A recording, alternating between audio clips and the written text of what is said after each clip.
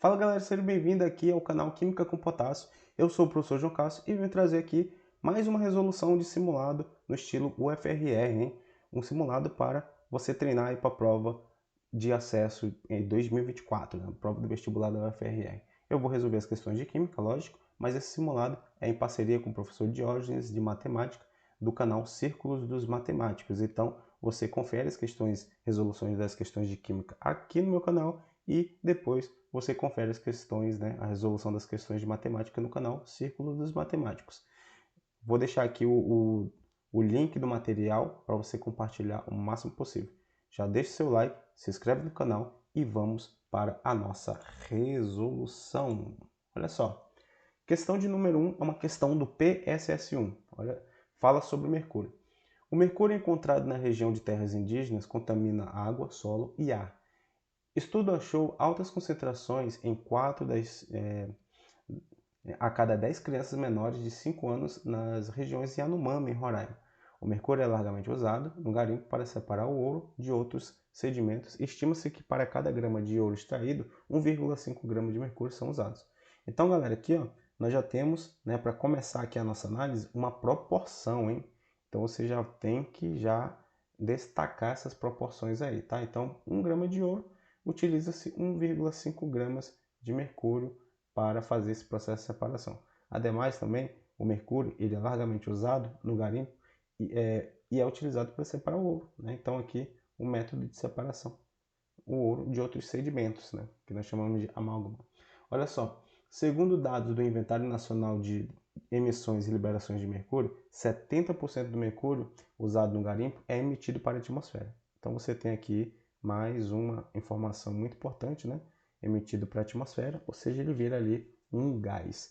E 30% desse mercúrio vai para solos, então 30% vai para solos, contamina a água e também entra ali nos rejeitos, beleza? A concentração de mercúrio costuma ser maior nos peixes em rios mais próximos da região do garimpo, mas também pode ser encontrada em maior ou menor grau em locais mais distantes, né? Isso aí é o fato da bioacumulação, né? Fica atento aí em questões de biologia quando for tratar sobre esse assunto.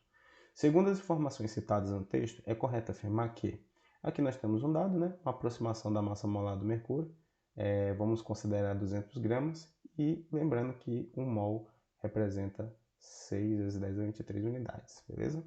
Então vamos lá. O que é correto afirmar, né? Na atmosfera, em 27 graus Celsius e 1 atm, são emitidos 335 litros de gás mercúrio na extração de 2,33 kg de ouro. Então, aqui nós vamos ter que usar a equação geral dos gases para saber se realmente o gás de mercúrio que é liberado, né, que corresponde, olha só, 70%, hein, que vai ser liberado na atmosfera, tem esse volume mesmo, ok? Mas para isso, para a gente colocar lá na equação de Clapeyron, nós vamos precisar encontrar a quantidade de mols. E para encontrar a quantidade de mols, nós também precisaremos calcular a sua massa, beleza? Então vamos iniciar aqui, ó. Primeiro pela proporção, tá? Então aqui essa é a alternativa A, vamos tentar validá-la. 1 grama de ouro, então o símbolo do ouro é AU, precisa utilizar 1,5 gramas de mercúrio, que é o Hg, beleza? Se a gente vai trabalhar com 2,33 kg de ouro, quanto de mercúrio foi utilizado para isso, né? Multiplica, ó, ouro com ouro vai para o espaço, grama com grama também. Sobrou quilograma de mercúrio, é o que a gente quer calcular. Multiplica isso com esse e esse com esse. Então aqui vai ficar x é igual 2,33 vezes 1,5 vai dar aproximadamente 3,5 kg, tá? Fazendo um arredondamentozinho aqui bem pequeno, quilogramas de mercúrio, beleza? Então nós já sabemos aqui, ó, a quantidade de mercúrio que foi utilizada na totalidade, tá? Isso aqui representa um valor de 100%, beleza? Tem que tomar cuidado para não se perder na hora de fazer esses cálculos. Então, como eu quero saber a quantidade de gás, né, de volume que foi liberado na atmosfera, isso é referente a 70%, beleza? Então vamos fazer aqui uma regra de 3, ó. 3,5 kg do mercúrio equivale a 100%. Qual vai ser a massa dele? Correspondente a 70%, beleza? Então aqui, ó, 0 com 0, né, vai para o espaço, e aí você multiplica por 7 ou divide por 10 aqui, né? Vai ficar 0,7. Então, ó, multiplica esse com esse com esse. X é igual a 3,5 kg vezes 7 dividido para 10, ou 0,7. E o valor que nós vamos encontrar aqui é um valor de, deixa eu conferir aqui, 2,45, tá? 2,45 quilogramas, ok? Então, essa massa aqui de mercúrio é equivalente a 70% do que foi utilizado, que é o que vira, no caso, vira gás, porque vai para a atmosfera, beleza? Agora, para eu calcular o volume dele, dadas as condições de 27 graus Celsius e 1 atm, eu preciso da quantidade de mols. Então, se considera que 200 gramas por mol é a massa molar, então nós podemos fazer uma regra de 3 simples diretamente, né? Cálculo do mol. Então, aqui, ó. Cálculo do mol. Então, eu vou fazer o seguinte, ó. 200 gramas de Hg equivale a 1 mol dele, que é a massa molar dele, né? Fazendo essas considerações aí da questão. Aí, 2,45 kg, você multiplica por 1000. Isso vai corresponder a, vou colocar aqui embaixo, tá? 2.450 gramas do mercúrio, beleza? Isso equivale a quantos mols, tá? Então, ó, X é igual a 2.450 dividido para 200. 0 com 0, divide por 2 e depois divide por 10. Então, o resultado aqui que nós encontramos foi um valor de 12,25 mol. Beleza? Então, aqui, ó, é a quantidade de mols de mercúrio que virou gás durante esse processo. Beleza? Então, nós vamos fazer agora o seguinte, usar a equação geral dos gases, quer dizer, a equação de Clapeyron, né? Equação do gás ideal. Então, ó, PV igual a nRT, ok? Se eu quero calcular o volume, então eu vou colocar o número de mols, multiplicar pela constante dos gases, temperatura e dividir pela pressão. Pressão é 1, né? Observações importantes, ó. A constante universal dos gases é 0,082. É importante lembrar dessa constante, tá, gente? A banca pode dar ou não. Então, ó, menos 1, menos 2. Menos 1, menos 2. Então, isso é 8,2 vezes 10 a menos 2, tá bom? E a temperatura em Kelvin vai ser 27, que é Celsius, mais 273, que vai dar 300 Kelvin, tá? Isso na notação exponencial, na notação científica, vai ser 3 vezes 10 a segunda. A UFRR gosta de trabalhar muito com esse valor de 27, porque você vai encontrar 300 Kelvin.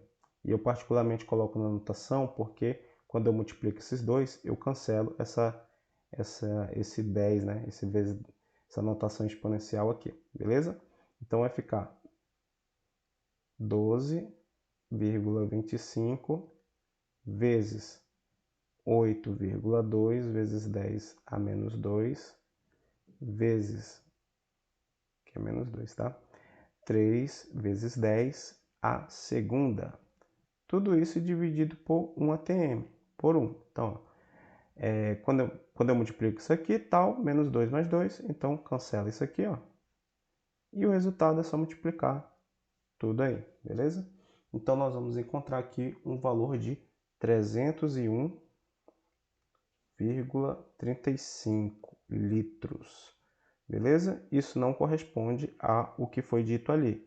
Portanto, a alternativa A está errada, beleza? Está incorreta. Agora nós vamos aqui para a letra B, né? Vamos ver aqui se a letra B está correta, beleza? Olha só, na extração de 20 toneladas de ouro, são emitidos no solo 2,7 vezes 10 a 28, né? Então, 20 toneladas é a massa do ouro, né? A gente vai transformar isso para mercúrio. Isso corresponde a essa quantidade de átomos de mercúrio. Então, isso é emitido onde? No solo, né? Então, se é no solo, 30%, beleza? Então, vamos lá. Vamos voltar aqui para o nosso cálculo. Ok. Se eu tenho 1 grama de ouro, eu utilizo 1,5 gramas de mercúrio. Logo, se eu separei 20 toneladas de ouro, quanto de mercúrio foi utilizado? Então aqui, ó, 20 vezes 1,5 e nós temos X é igual a 30 toneladas. Só que 30 toneladas equivale a 100%, né? Qual vai ser a massa de 30%? Aqui, ó, 0 com 0, 0 com 0. Multiplica 3 por 3 e divide por 1. Então, X é igual a 9 toneladas, tá bom? Certo. Então, aqui, nesse caso, o que vai acontecer? Nós temos 9 toneladas, certo? De mercúrio. E aí eu vou transformar essas 9 toneladas para número de átomos. Então vai ficar assim, ó. Eu vou transformar essas 9 toneladas para gramas. Então, assim, 9 toneladas equivale a 1.000 quilogramas. 1.000 quilogramas vai equivaler aí a 10 a sexta gramas. Então, 9 toneladas equivale a 9 vezes 10 a sexta gramas. E agora eu vou usar a massa molar, né, do mercúrio, que equivale a mol. Então vai ficar assim, ó, 200 gramas de mercúrio equivale a 1 mol. E 1 mol equivale a 6 vezes 10 a 23 unidades, certo? Se eu então colocar no cálculo 9 vezes 10 a sexta gramas de mercúrio, quantos átomos eu vou ter? Então, 9 vezes 6, né, deixa eu ver aqui, deu 54, beleza? Então, multiplica isso com esse, cancela isso, cancela isso. Então, x é igual a 54 vezes 10. 23 mais 6 vai dar 29. Divide por 200, equivale a 2 vezes 10 a segunda. Tá bom? Então, 54 dividido para 2 dá 27. 27 vezes 10, subtrai os expoentes. 29 menos 2, 27. Como aqui é 27, quando eu for deslocar essa vírgula uma vez para a esquerda, para ficar lá como resultado, né? 2,7. Então, eu aumento essa notação científica, tá? Então, o resultado aqui deu x é igual a 2,7 vezes 10 a 28 átomos de mercúrio. Então, tá correto, né? Gabarito, então, aqui ficou na letra B, ok? Aí, por que a C está errado? A levigação é um método utilizado que utiliza-se da água para separar o ouro do mercúrio, né? Isso se deve à diferença de densidade entre os dois metais.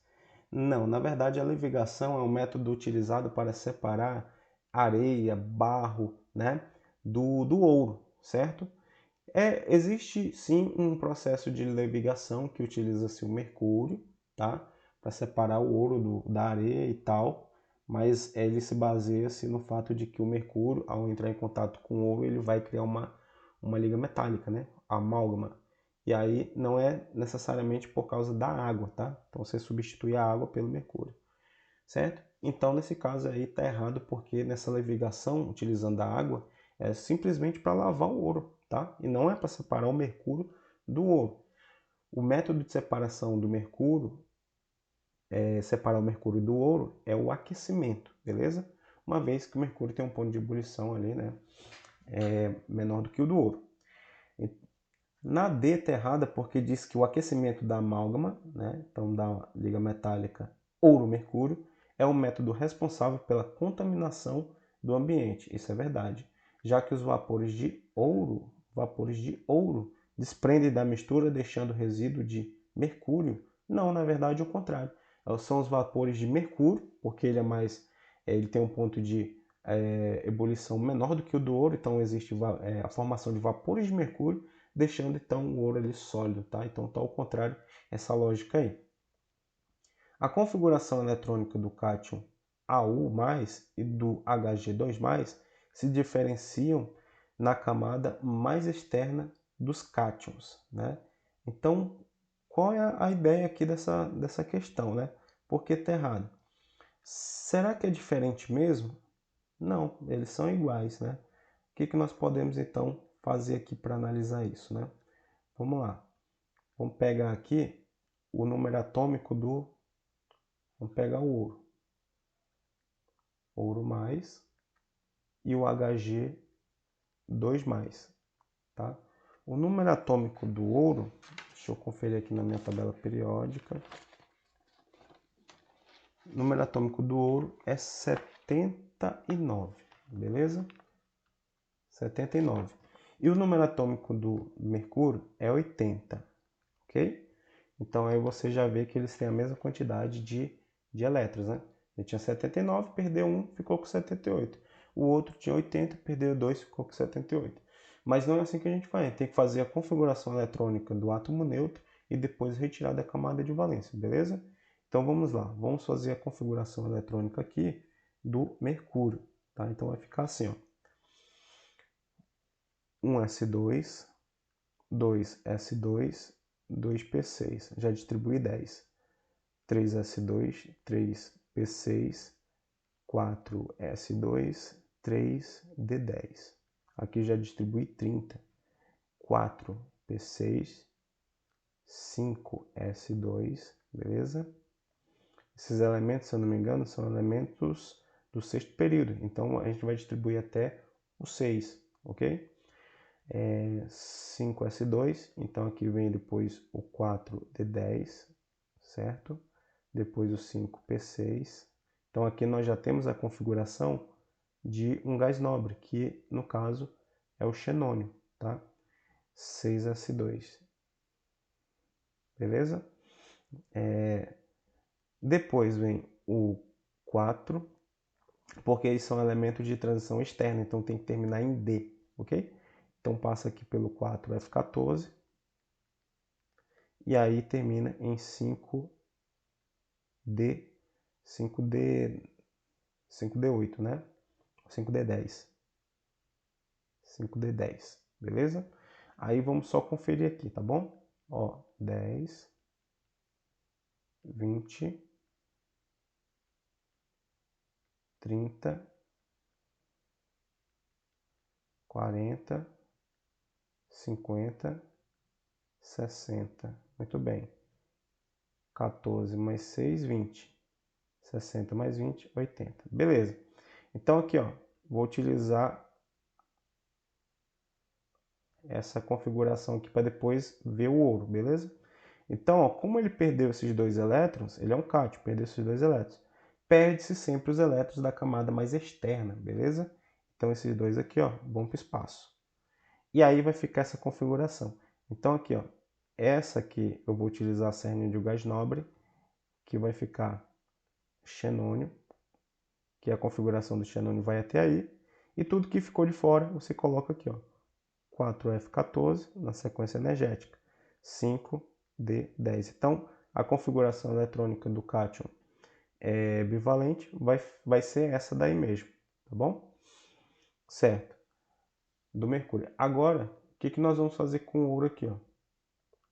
o ouro, ele tem a mesma ideia, mesma configuração, certo? 56.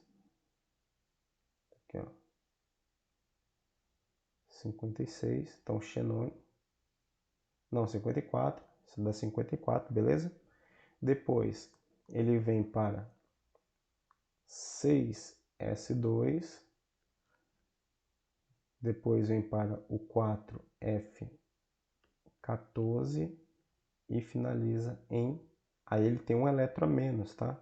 Então, no caso, finaliza em 5d9. Aí, observação, hein? Observação. Muito importante isso aqui. Quando o elemento termina em D9 aqui, ó, no caso do ouro, ele pega esse elétronzinho bem aqui e manda para cá. Então, isso seria uma configuração teórica. Mas na prática, o que acontece é isso aqui, ó. Porque ficando assim, você ia pensar que ele perdendo um elétron, a configuração seria diferente, porque ficaria 6s1. Mas o que ocorre é uma expansão não, é uma promoção desse elétron. Fica 6s1, aqui fica 5d10. Beleza? Então essa configuração aqui é observada para esses elementos aí. Quando termina em D4, aí ele manda um elétronzinho para ficar em D5. Terminou em D9, ele manda o elétronzinho para ficar em D10. Ok, então assim, ó, se ele perder um elétron, ele perde justamente esse elétron aqui. Então, finaliza com essa configuração, ó, X é 4F14, 5D10. Então, na verdade, as configurações dos dois realmente são iguais. Beleza? Tranquilo? Vamos partir para a próxima agora? Então, show de bola. Vamos lá, então. Próxima questão. Questão 2.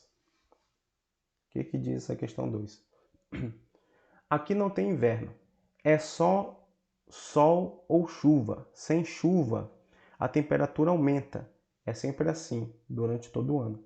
Explicou o meteorologista da Fundação Estadual do Meio Ambiente e Recursos Hídricos da FEMAR, Ramon Alves.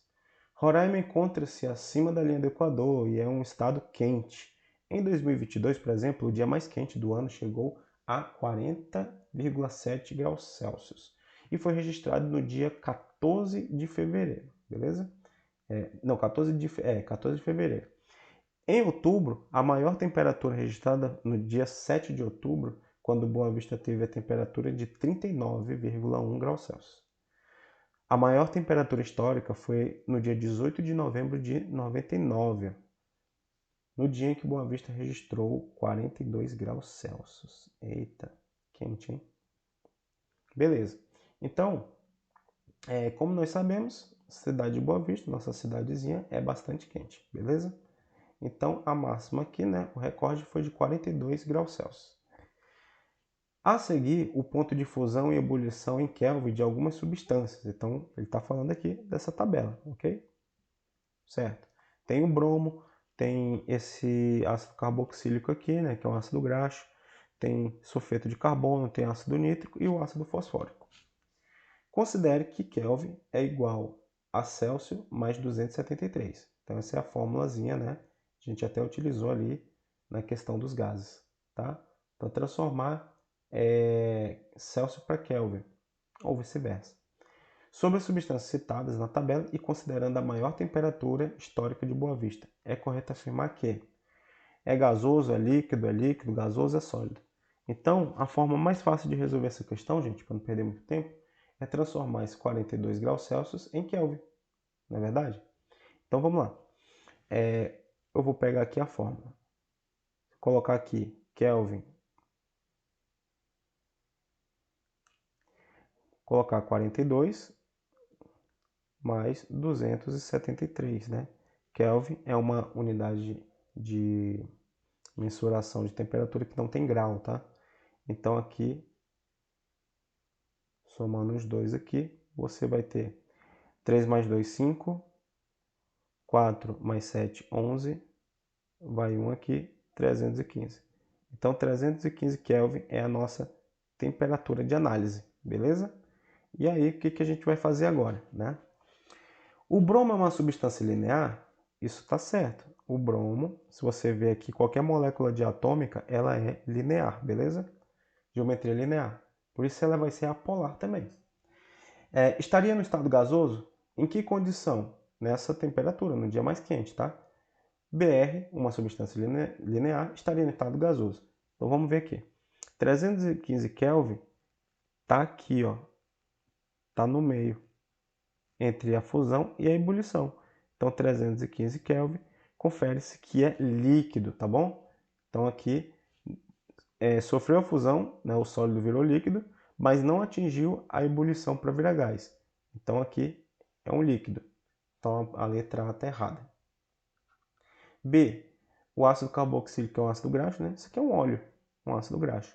É um composto apolar. Muito bem, porque ó, grande cadeia carbônica, tá? Tem mais de 12 carbonos aí, e isso confere uma apolaridade. Isso é um ácido graxo, tá? Um lipídio. Estaria no estado líquido? Então vamos ver aqui. Ele tem um valor de 315, então está antes de sofrer a fusão, beleza? Antes de sofrer a fusão, você tem aqui gás, depois da fusão você tem líquido, então valores que compreendem aqui essa faixa, né? Então estão no meio líquido, e acima disso seria gás não, gente, estou corrigindo aqui, seria sólido, líquido, e acima da ebulição seria o gás, tá? Bugando aqui. Beleza? Então, ó, estaria no estado líquido? Deixa eu ver aqui. Não, ele estaria no estado sólido. Por quê?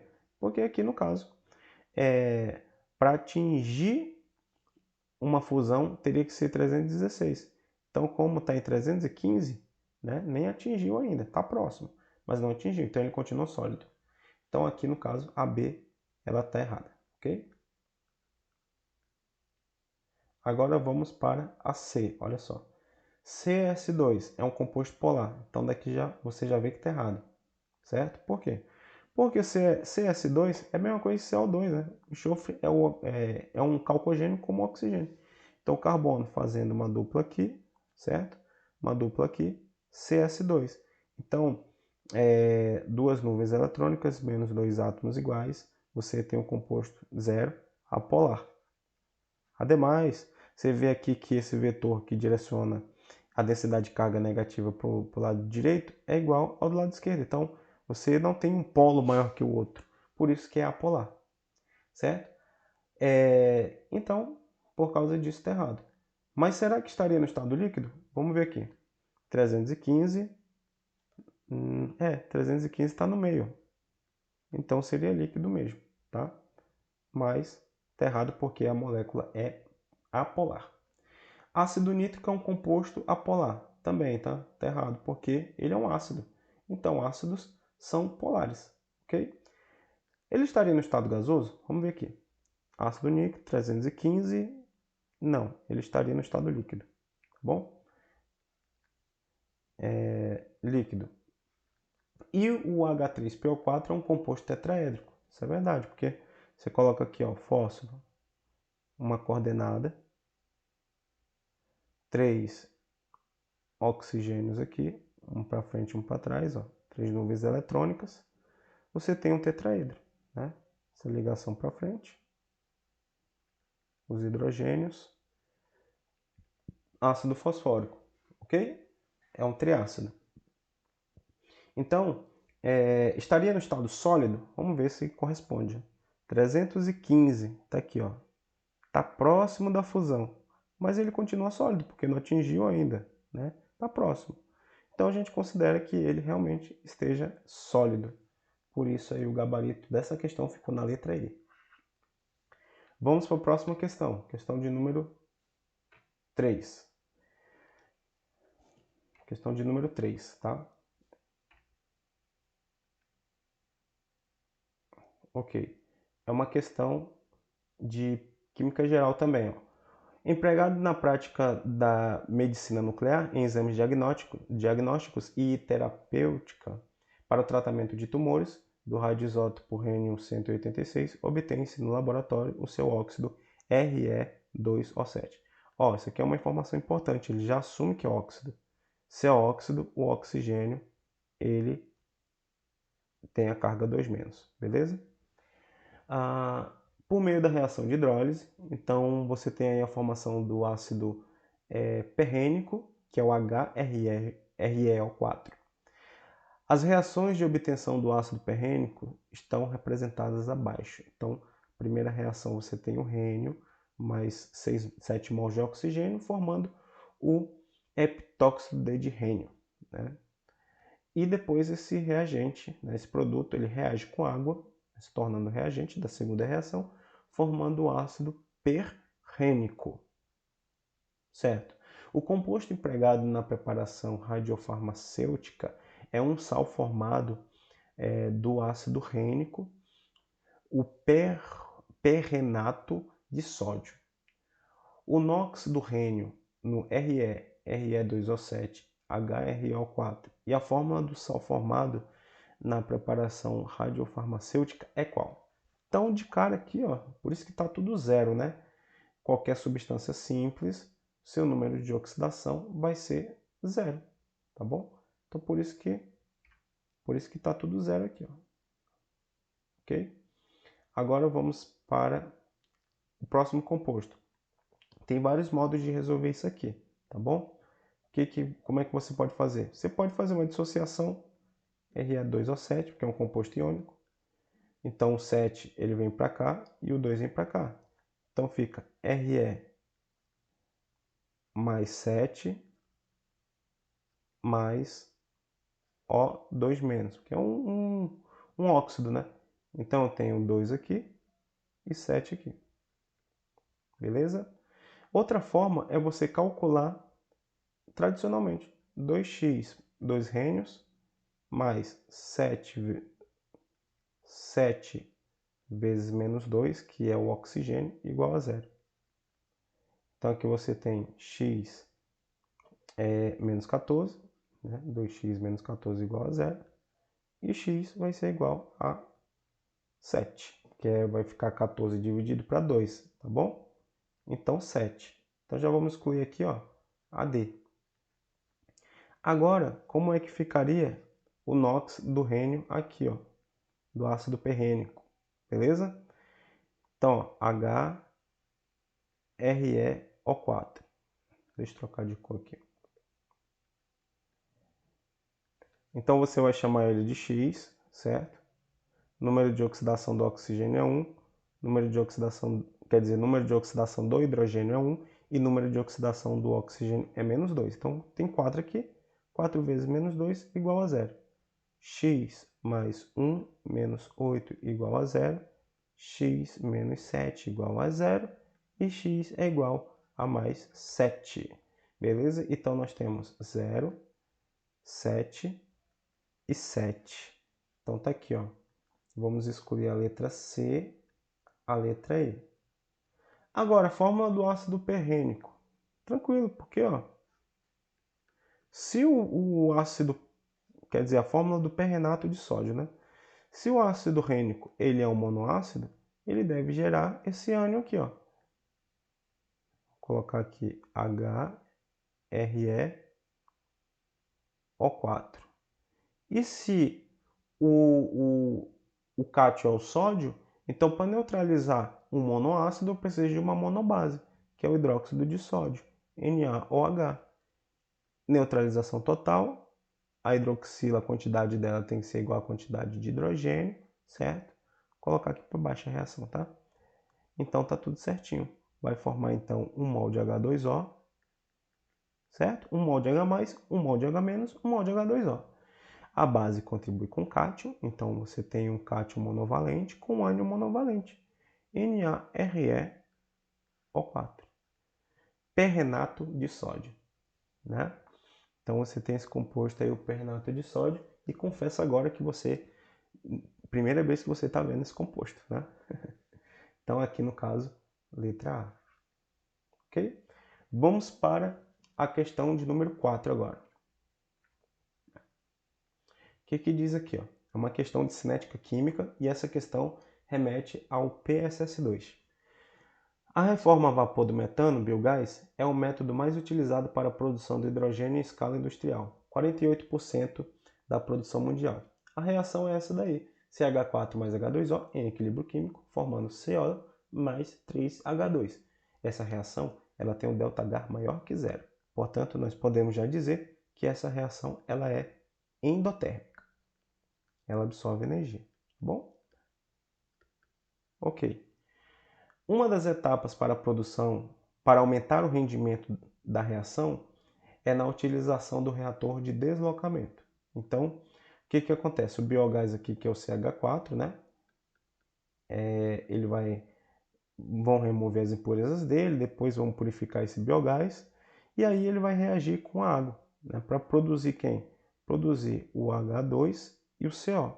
Só que como essa reação ela ocorre em equilíbrio químico, em um dado momento ela vai se estagnar. Então, essa reação ela vai ser promovida aqui no reator de deslocamento químico, onde serão fornecidas aqui variadas situações em termos de concentração, pressão, temperatura, para que o rendimento do produto aumente, beleza? Depois disso vai ocorrer uma separação, né? O produto que a gente quer em grande quantidade vai ser retirado aqui e as impurezas do outro lado, né? Sabendo que a reação ocorre em equilíbrio químico, foram feitos os testes no reator de deslocamento, tá aqui, ó, a fim de aumentar a produção do gás hidrogênio. O gás hidrogênio é um produto.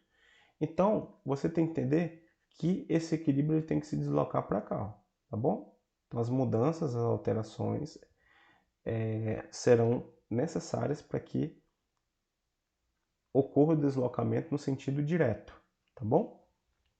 Então, é o princípio de Le Chatelier.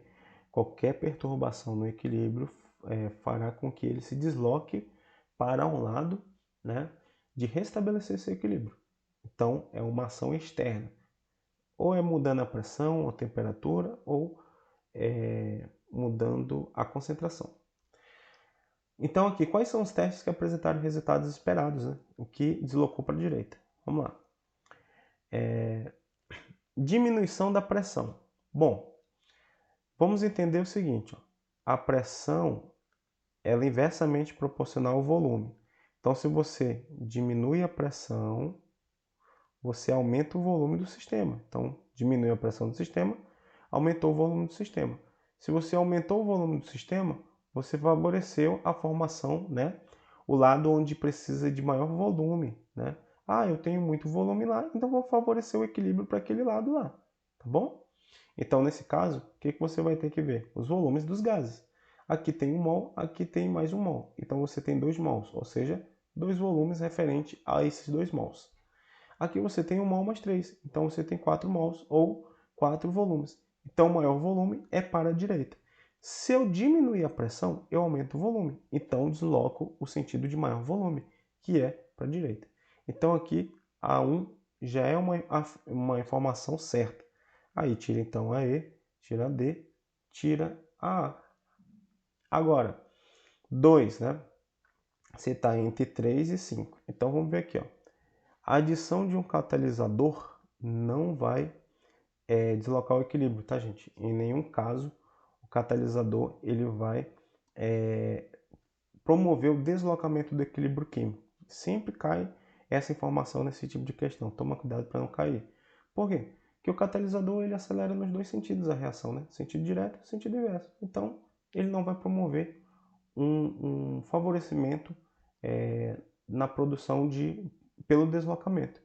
Então, por isso o gabarito ficou na letra B aqui, tá bom? Por quê?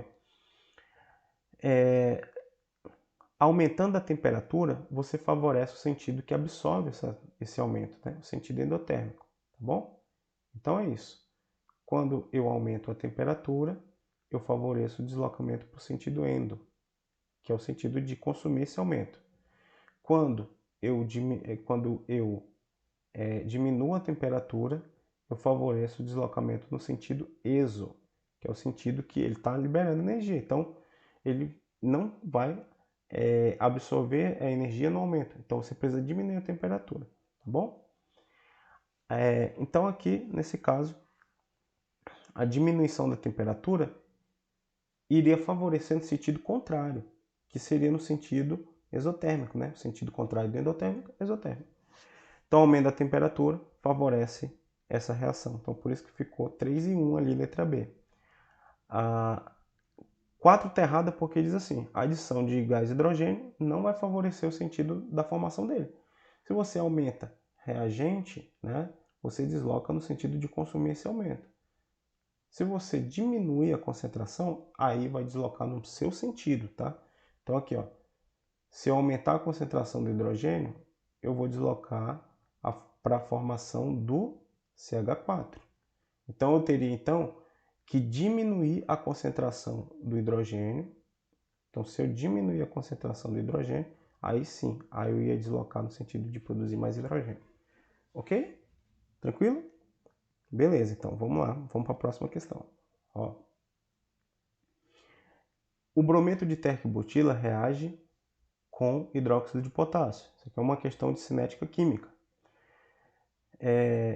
Conforme descrito na equação a seguir, levando à formação do 2-metil-prop-1N, água e brometo de potássio. Então aqui essa reação é uma reação de eliminação lá da química orgânica, né? Está eliminando aqui, ó, eliminando água e formando KBr, e na eliminação você forma dupla.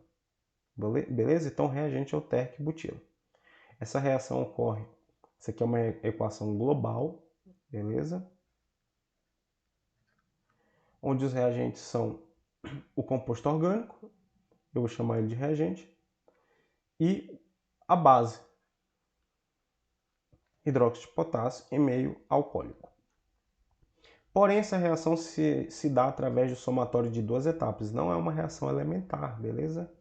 Então, 2 etapas elementares, sendo que a primeira delas é a etapa lenta. Essa informação ela é importantíssima, porque a lei de velocidade de uma reação não elementar, ela depende da etapa lenta, porque é a que demora mais. Então a velocidade, a expressão da lei de velocidade tem que ser feita na etapa lenta, beleza, gente? Não na global, não na rápida. Então o que eu estou vendo aqui na etapa lenta? É que o reagente, ele primeiro tem que sofrer a ionização, por isso que é lento, ele tem que sofrer, para aí sim depois a base vir e atacar aqui ele, né? Reagir com ele. Então a base ela só vai reagir na segunda etapa, que é a etapa rápida. Se eu chamar esse reagente de R de reagente, a lei de velocidade vai ficar assim, ó. Velocidade é igual a constante de proporcionalidade vezes a concentração de R elevado a 1. Então essa reação é uma reação E1. E1 significa de primeira ordem, realmente, que só depende da concentração de um reagente, que é dele. Essa é a interpretação que se tem. Porque a etapa lenta só tem um reagente. Então a lei de velocidade é referente a este reagente, ok? Com base nessas informações, então a gente já pode concluir que a base ela não vai interferir na velocidade, beleza? Com base nessas informações, é correto afirmar que, se dobrarmos a concentração do reagente, mantendo a concentração da base constante, a velocidade se mantém inalterada. Não. Olha só. Aqui, no caso, nós podemos interpretar o seguinte. Se você dobra a concentração do reagente, você pode desconsiderar a constante de proporcionalidade. Coloca o 2, porque você dobrou. Então você tem duas concentrações agora. Você dobrou, né? 2 vezes o valor. Então, elevado a 1, você tem 2 velocidades, ok? Você dobrou essa velocidade. Antes era uma velocidade, agora você tem 2 velocidades. Por quê? Porque você interpreta assim, ó. Antes era uma concentração, então você tinha uma velocidade. Agora você tem o dobro dessa velocidade. Então, se eu dobrar a concentração do reagente, mantendo as concentrações de hidróxido de potássio constante, a velocidade se mantém inalterada? Não, ela dobra. Por isso que a A está errada. B. Se dobrarmos a concentração do hidróxido de potássio mantendo a concentração do reagente constante, a velocidade da reação quadruplica. Não, porque o hidróxido de potássio, que é a base, não interfere na velocidade. Você pode duplicar, triplicar, quadruplicar, ela não vai acelerar a velocidade, porque ela não está ali na etapa lenta, ok? De novo, se dobrarmos a concentração do hidróxido de potássio, mantendo as concentrações do brometo do reagente constante, a velocidade da reação duplica. Não, continua a mesma velocidade. Se dobrarmos a concentração ao mesmo tempo, as concentrações do reagente e da base, a velocidade da reação duplica. Gabarito correto. Beleza? Por quê? Porque se você dobrar a concentração do reagente, a velocidade dobra, duplica. E se você dobrar também ao mesmo tempo a base, como a base não tem interferência nenhuma, o resultado é o mesmo, duplica, beleza? Então, a velocidade dessa reação duplicando nada mais é do que simplesmente o fato de você ter dobrado a concentração do reagente, tá? Se você dobrou a base, tanto faz, né? A velocidade duplicou, ok? E se dobrarmos ao mesmo tempo as concentrações do reagente e da base, a velocidade quadruplica. Não, porque a base não tem interferência sobre a velocidade, como a gente já determinou, uma reação de primeira ordem, tá? Aqui, ó, em função da etapa lenta, beleza? Show de bola, vamos então para a próxima questão, questão de número 6. A próxima questão trata sobre o controle de qualidade da fábrica de refrigerante Monte Roraima. Então, no controle de qualidade da fábrica de refrigerante de Monte Roraima foi determinado o teor de ácido fosfórico por uma titulação de neutralização com hidróxido de potássio. Nesta titulação foram gastos 30 ml de determinada solução padrão da base. Então aqui você tem o volume da base, certo? Volume da base. E você tem aqui a concentração da base. Isso aí foi utilizado para titular 200 ml de tubaína. Então aqui você tem uma solução, um volume, na verdade, do ácido, ok? Considerando que na amostra de tubaína o único acidulante era o ácido fosfórico e que nas condições testadas podemos afirmar, né, que a concentração em grama por litro do titulado na solução problema e o pH da solução padrão é aproximadamente quanto, né? Então, isso aqui é a concentração comum, certo? Mas para calcular a concentração comum, nós vamos ter aqui que calcular a concentração molar desse ácido, beleza? Então, assim, ó, qual é a ideia? Primeiro, ácido fosfórico H3PO4 mais 3 mols de hidróxido de potássio, KOH. Isso aqui produziu, né, 3 mols de H2O, certo? Mais a base contribui com o cátio, então fica K3PO4, formando esse sal. Aí, nesse cálculo, você vai utilizar aqui a fórmula da titulação, beleza? Qual é a fórmula da titulação? Concentração do ácido vezes o volume do ácido vezes o número de hidrogênios H+, né, ionizáveis do ácido. Então vai ser igual a concentração da base vezes o volume da base vezes o número de hidroxilas dissociadas da base, beleza? Então você tem essa igualdade aí porque é uma titulação. Então a concentração do ácido vai ser igual à concentração da base vezes o volume da base vezes, como é uma monobase, você coloca aqui 1 dividido para volume do ácido. Então aqui é o volume do ácido, a gente vai colocar ali 200 ml, vezes, como ele é um triácido, então ficou 3 aqui, ó, beleza? Então concentração do ácido vai ser concentração da base utilizada 0,1 mol por litro, tá bom? Então 0,1 mol por litro, vezes o volume de 30 ml, certo? Que é o volume da solução da base, vezes 1, dividido para. Então aqui você tem volume do ácido da solução de tubaína. Então 200 ml, certo? Vezes 3. Ok. Aí, ó, ml com ml, certo? 30 vezes 0,1. 30 dividido para 3 dá 10. 10 vezes 0,1. Então a gente tem aqui 1 dividido para 200. Simplifica por 2 aqui, né? Vai ficar 0,5 dividido para 100. Cortou duas vezes aqui esse zero, deslocou duas vezes para a esquerda essa vírgula. Então aqui deu 0,005. Colocando isso na notação mol por litro. Colocando isso na notação científica, 5 vezes 10 a menos 3. Ok? Ó, menos 1, menos 2, menos 3. Mol por litro. Pronto, nós encontramos então a concentração do ácido. Agora nós vamos transformar isso para gramas por litro, tá? Porque aí está em mol por litro. Então, provavelmente não vai ser a letra A, porque é justamente esse valor, tá? Então, a molaridade é igual a massa sobre a massa molar vezes o volume. Então, existe uma relação aqui, ó, entre as concentrações, porque nós sabemos que massa sobre volume é concentração comum, tá?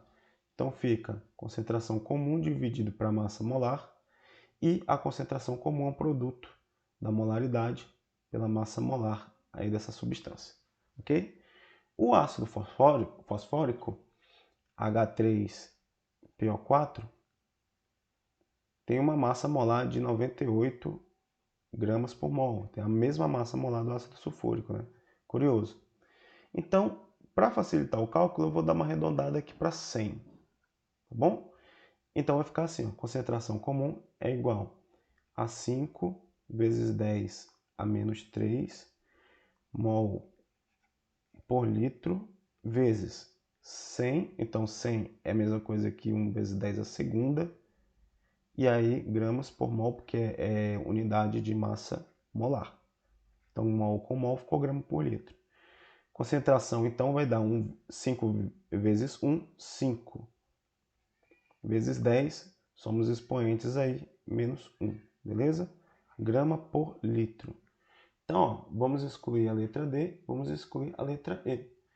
Aí, para finalizar a questão, pede-se o pH da solução padrão. Solução padrão é a base. Então, o que nós temos aqui? O pH dela vai ser a concentração da base, hidróxido de potássio, por ser uma base forte, se dissocia totalmente, né? Então você tem aqui a mesma quantidade da base, a mesma concentração vai ser da hidroxila, certo? Então, a concentração de hidroxila então é 0,1 mol por litro. Logo, pH é igual a menos log da concentração de H+. No entanto, a concentração que nós temos aqui é de OH-, não é verdade? Então você tem que calcular o pOH primeiro. Então pOH vai ser igual a menos log da concentração de OH-. Menos log de 1 vezes 10 a menos 1. Quando esse número aqui, a mantiça, é 1, então isso aqui é o menos pH. Então pH é esse expoente positivo, tá bom? pOH, na verdade, né? A gente está calculando pOH. Então, ó, nesse caso, o pOH aqui vai ser igual a 1. E se pH mais pOH é igual a 14, logo o pH vai ser igual a 14 menos 1. Isso aqui vai dar igual a 13, beleza? Por isso o gabarito ficou na letra C. Show de bola? Vamos para a próxima questão.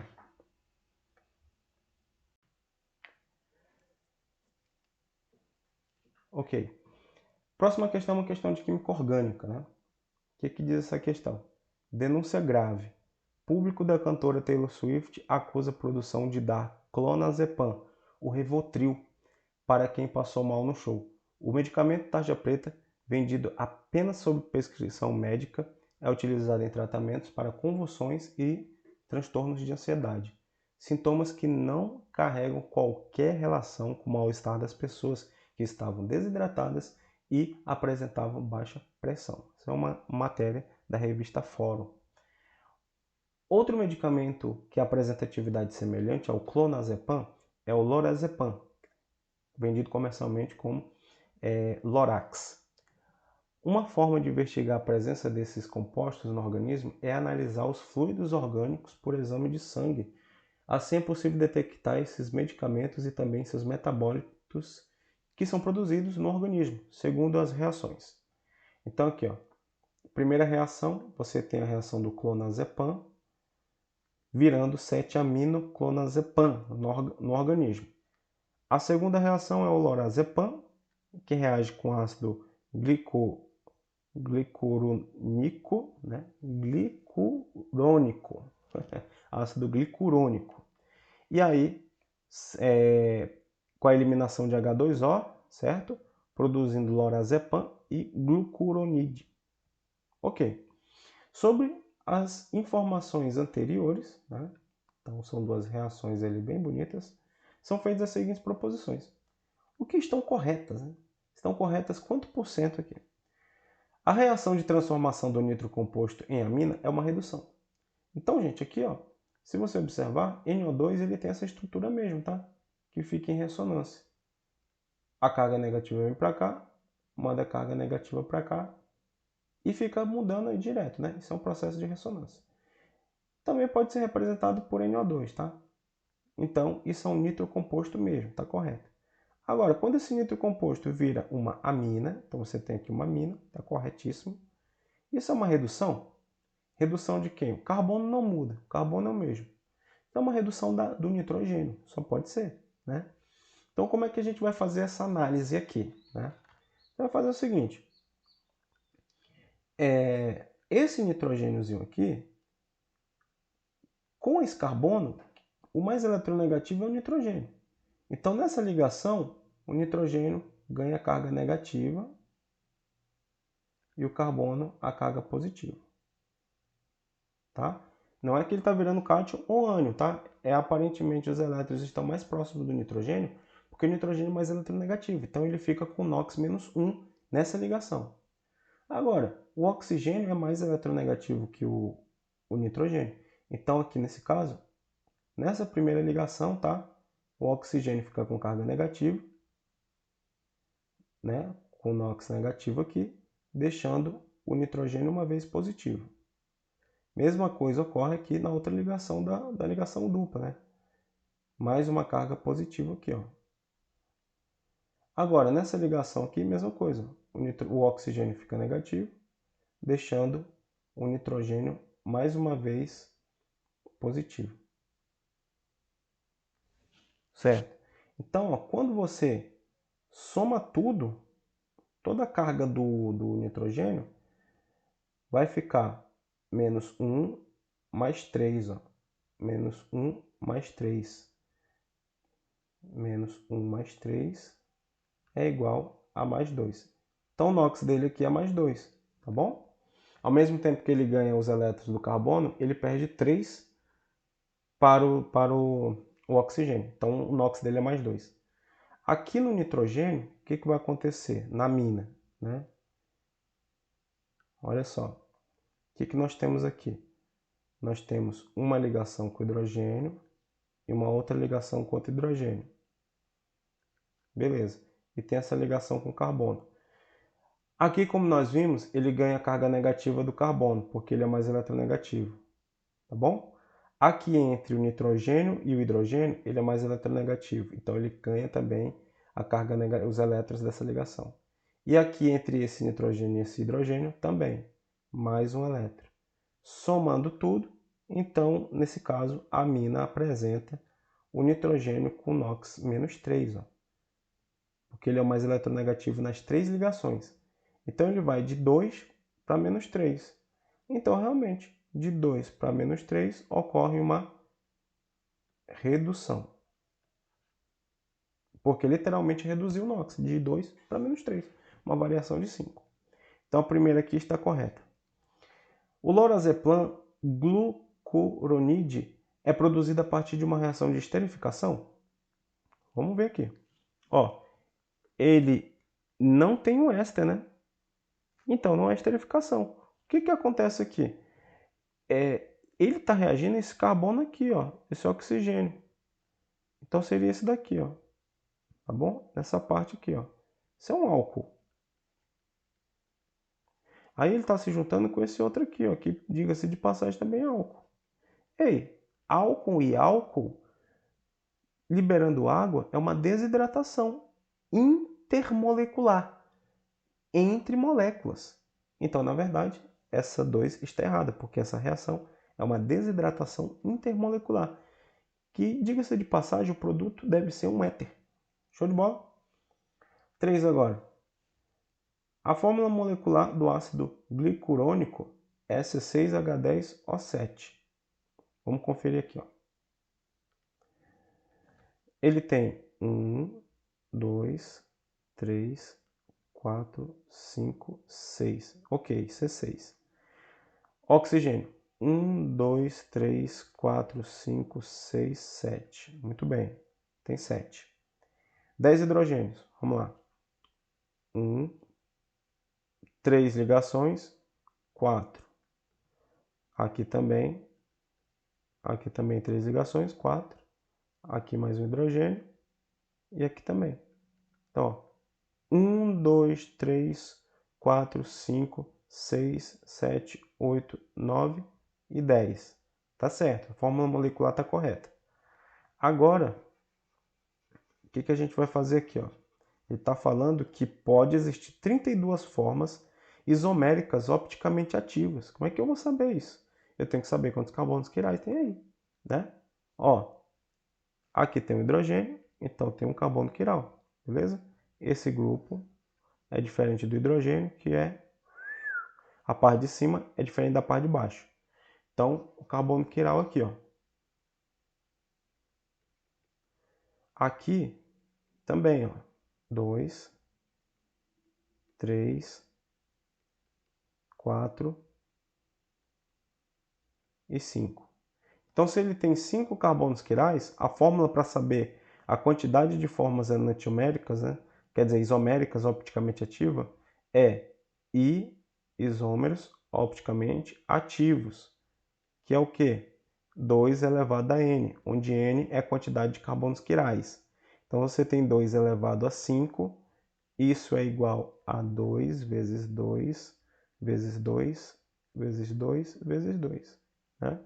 2 vezes 2, 4. Vezes 2, 8. Vezes 2, 16. Vezes 2, 32. Tá show de bola. Essa tá certa também. Última. Se a denúncia citada na notícia, né? Tá aqui, ó.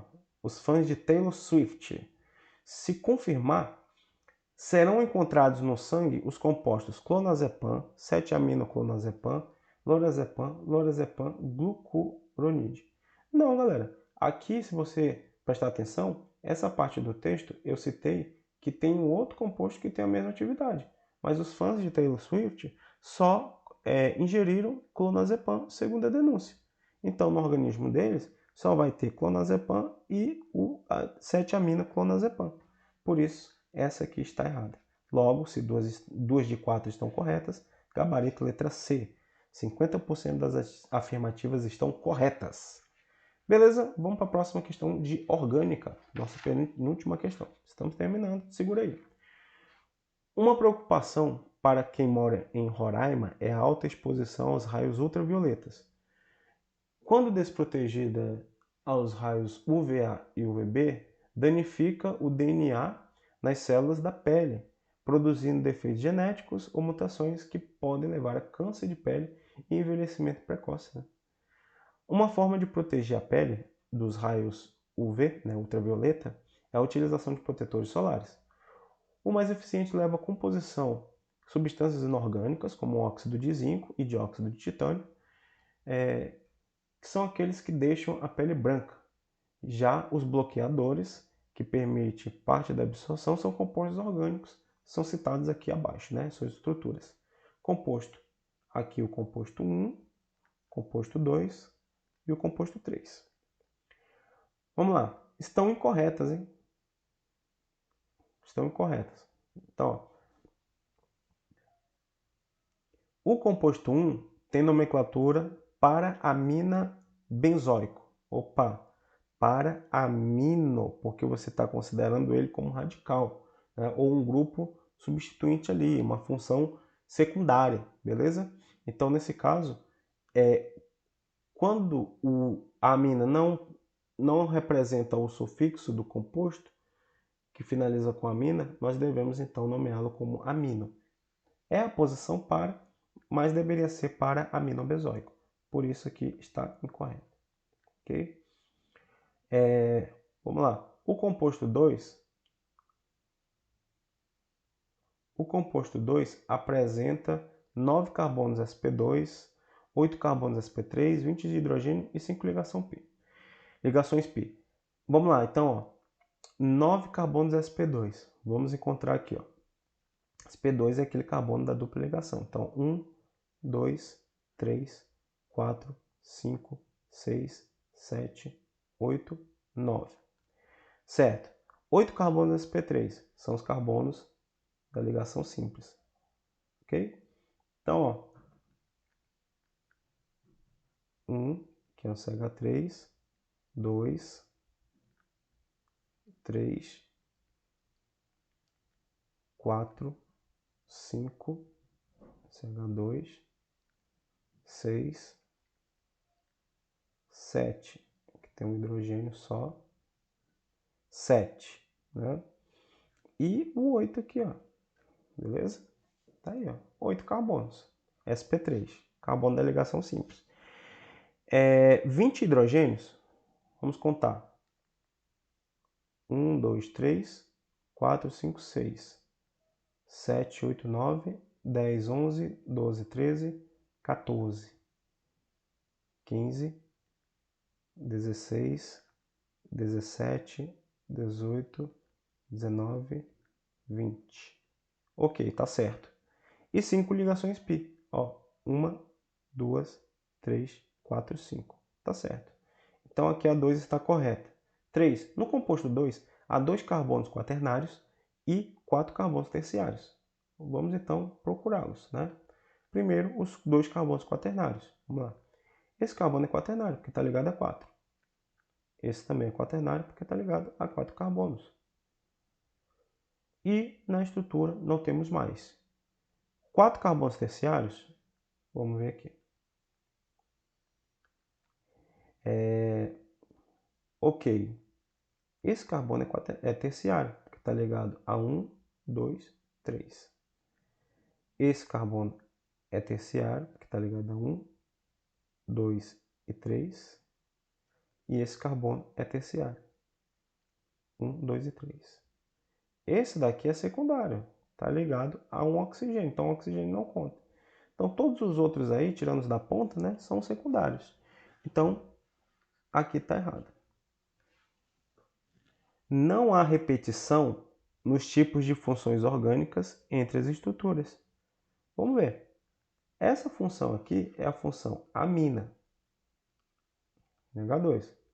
Esse CO2H é a mesma coisa que COOH, ou seja, um ácido carboxílico. Aqui você tem uma carbonila secundária. Então, essa aqui é uma função cetona. Nesse outro composto, você tem um oxigênio heteroátomo. Então, aqui nós estamos falando da função, uma função éter. E aqui você tem um oxigênio ligado a carbonila. Então, esse daqui é o éster. Então, realmente, não houve repetição entre funções, né? Ou na mesma estrutura, ou nas estruturas diferentes entre si. Então, aqui no caso, está corretíssimo, beleza? Então, vou marcar aqui como correta. E a 5 fala assim, o composto 3 tem isomeria geométrica do tipo trans. Muito bem. Se colocar aqui o hidrogêniozinho para cima e o hidrogênio para baixo, e tracejar aqui, ó, na ligação dupla, você vê que os grupos iguais estão em lados opostos, né? Os mais volumosos estão em lados opostos. Então, isso aqui é um composto de isomeria geométrica do tipo trans.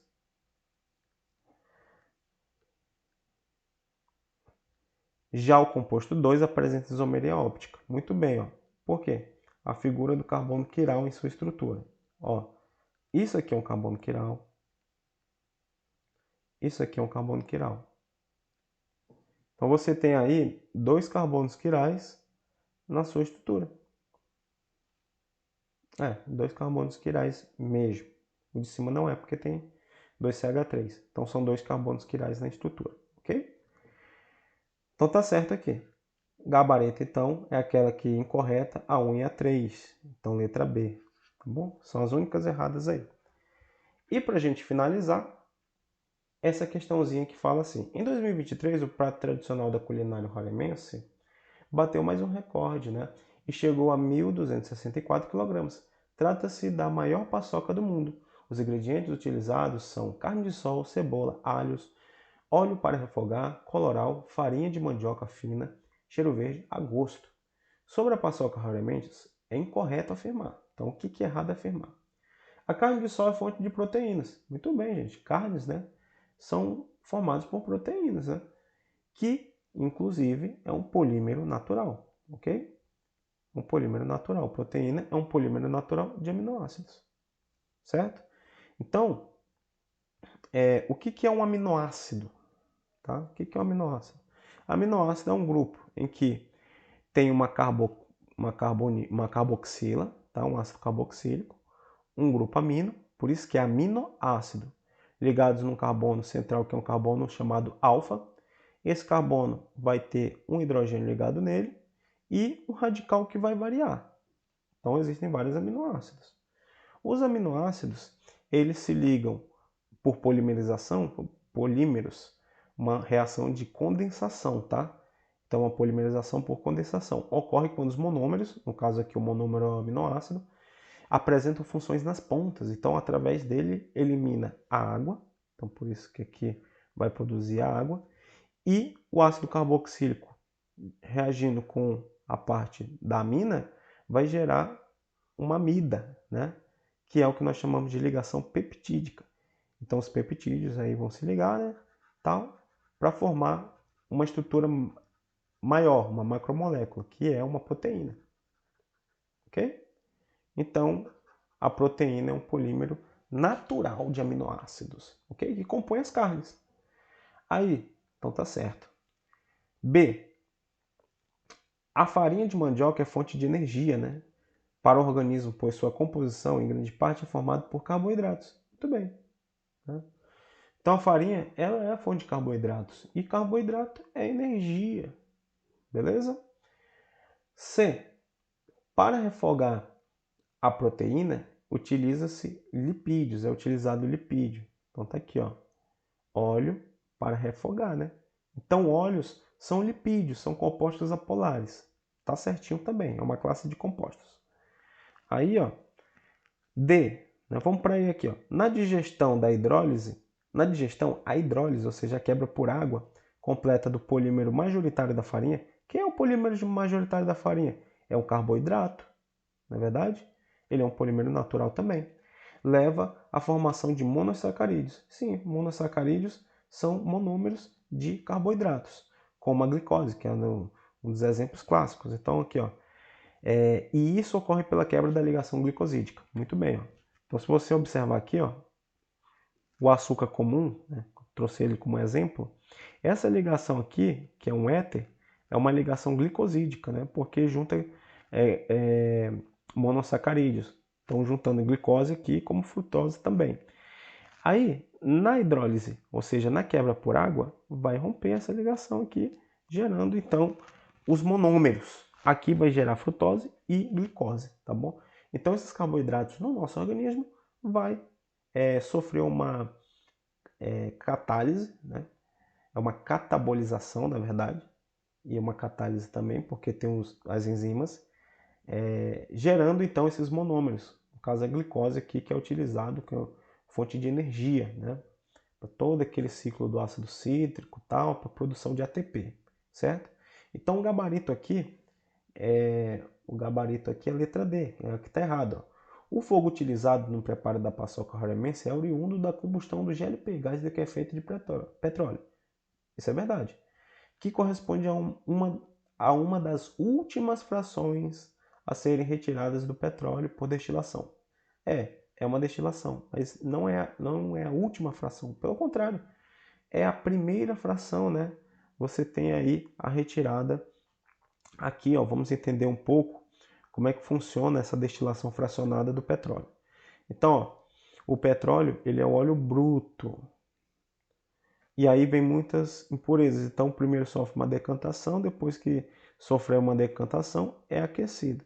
Então, como o petróleo é uma mistura de hidrocarbonetos, então, pela volatilidade, pelos pontos de ebulição diferentes por causa da quantidade de carbonos que compõem esses hidrocarbonetos, você vai ter fracionamentos na coluna aqui. Então, aquela substância que é mais volátil vai ser o GLP, que vai ter ali de 1 a 4 carbonos, né? GNV de 1 a 2, de veículo, né? Gás natural de veículo. GLP geralmente ele de 1 a 4, mas em grande parte é o butano, é o propano, certo? Então, por ser mais volátil, ele vai ser a primeira fração, ou seja, é o primeiro gás, ele vem, sobe aqui, ó, e é o primeiro a ser retirado, ok? Depois aí, frações com maiores quantidades de carbono, né? Nafta, depois a gasolina, de C5 a C10, depois a querosene, gasolina de avião, depois o diesel, que vai ter ali uma quantidade de carbonos de 14 a 20, óleos lubrificantes, gasolinas industriais e por último, 70 carbonos, você tem ali o resíduo de alcatrão, piche, que é utilizado para asfaltar, né?